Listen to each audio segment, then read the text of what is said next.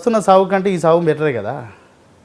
ఈ ఆకలి సాగుకు, ఈ కరువు కన్నీళ్లకు చదువుకుంటే ఉద్యోగం వస్తుందో రాదో తెలియని ఈ బ్రతుకు కంటే ఉద్యమం కోసం కొట్లాడి ఉద్యమంలో చచ్చిపోయినామన్న చావు చాలా గొప్పది కదా, వీరోచితమైన చావే కదా.